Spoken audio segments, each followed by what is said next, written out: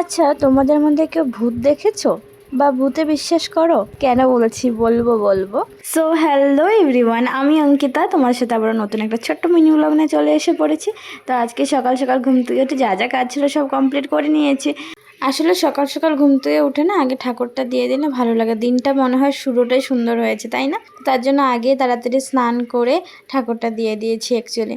তো তোমাদের সাথে কেন বললাম যে ভূত দেখেছো কি না, ভূত কি সত্যি হয় কিনা, তোমরা বিশ্বাস করো কিনা জানি না, তোমরা বিশ্বাস করো কিনা, কিন্তু আমি কিন্তু প্রচণ্ড বিশ্বাস করি।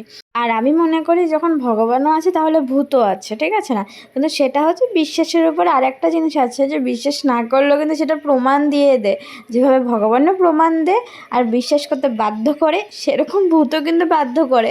কথাগুলো বলছি খুব ভয়ে ভয়ে বলছি, কারণ আমি ভীষণ ভয় পাই ভূতকে। কথাটা কেন বলছি জানো? কারণ আমার সাথে একটা অনেক বড় ভৌতিক ঘটনা ঘটেছিল, যেটা ছোটোবেলার ঘটনা।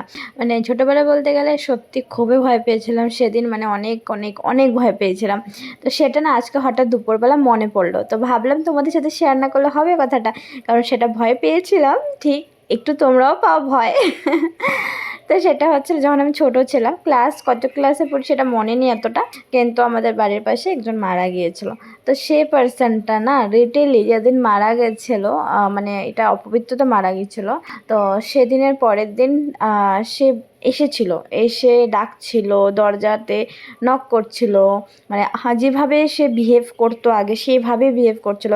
শুধু আমি জাগন ছিলাম, আর শুধু আমি না, সবাই শুনেছে এটা। আর একটা জিনিস অবাক লাগে, সেই জিনিসটা জানো, মানে এটা ভাবছিলাম যে যে মানুষটা মরে গেছে সেই মানুষটা কিভাবে এসে ডাকছে, মানে সে তার পার্সনকে ডাকছে, মানে তার বাড়ির যে মানুষ আছে তাদেরকে ডাকছে। রিটেলি ওরাও জানছে যে ডাকছে, ওরা ভয়ে সবাই ভয় পেয়েছিল। তো তারপরে তো যেহেতু এটা গয়াতে গিয়ে যখন পিণ্ড টিণ্ড দেওয়া হয়েছিল, তারপরে এটা ঠিক হয়ে গেছিলো। মানে ভাবা যায় সত্যির ঘটনা এটা।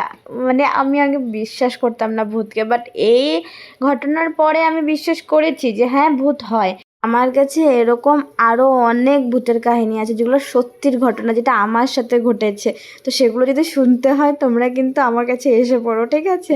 আর না হলে তোমাদের সাথে ভিডিওতে শেয়ার করবো, তোমার যদি পছন্দ হয় তোমরা কমেন্ট করতে পারো, ঠিক আছে? কিন্তু অরিজিনাল সত্যি ঘটনা এখন যে বলছি যেন আমার শীতকালটা দিয়ে উঠছে। তো তোমাদের সাথে কথা বলতে বলতে পুজো দেওয়াও কমপ্লিট হয়ে গেছে, অনেকদিন পর পুজো দিলাম আজকে আবার।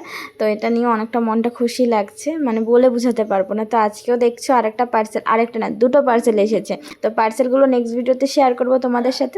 আজকে দুপুরে খাওয়া কমপ্লিট হয়ে গেছে, তো টাটা এভরিওয়ান।